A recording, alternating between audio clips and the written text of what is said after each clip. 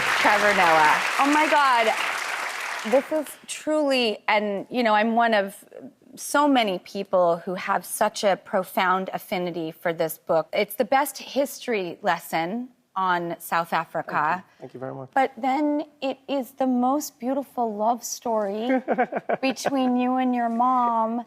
And your mom's such a badass. She is. She really I mean, is.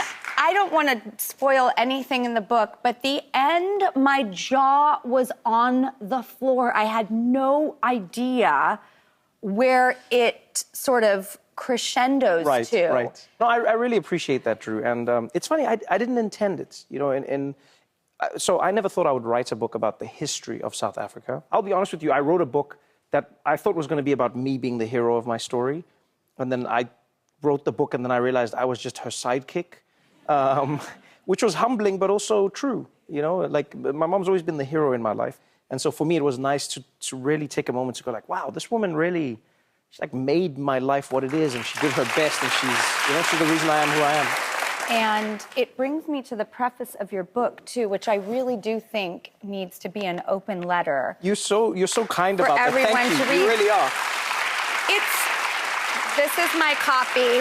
I had to, by the way, I stole it out of Frankie's room, and then I've got to go put it back, because she was like, no, Mom, this stays in my room.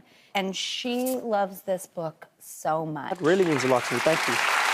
One of the most interesting reviews I got was from a kid, and they said, what do you think of the book? And he said, well, Mr. Trevor, he said, I thought the book was really great, but he said, but it didn't need the first 200 pages.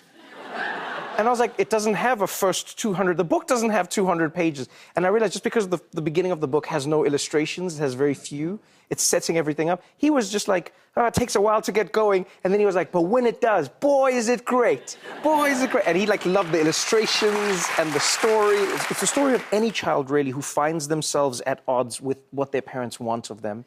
And so they think the only freedom they can get is to run away. And so the boy does that and goes into the backyard and runs away from home, but really only gets as far as his imagination can take him, which is this uncut grass that they never go into. This book has a warrior-like journey. Oh, I love that. And then to bring the gentleness in. Yeah. Because it's that duality, it's the polarity of the conflict. And again, that's why I love in the preface the way you describe conflict. It feels...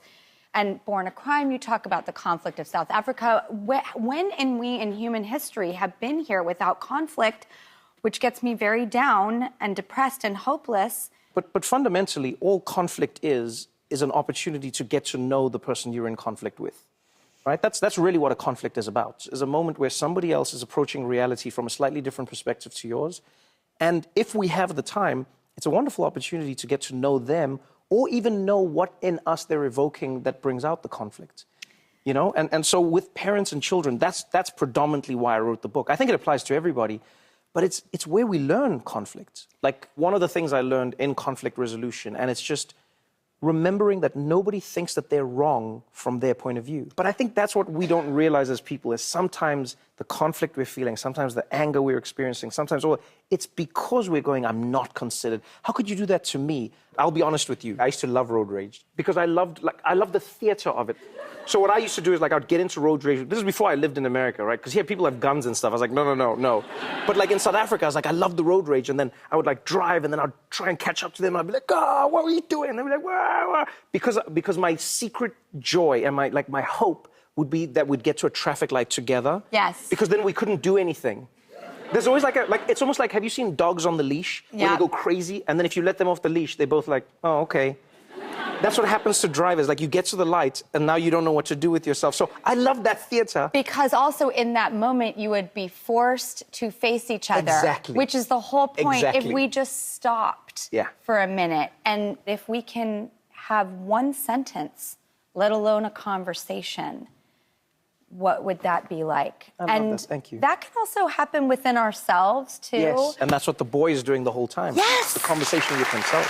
Trevor Noah, your new book, Into the Uncut Grass, is as beautiful as it sounds. It's on sale right now, and it is beautiful. Thank you for having me. Oh, my God. Thank you so much. I love you.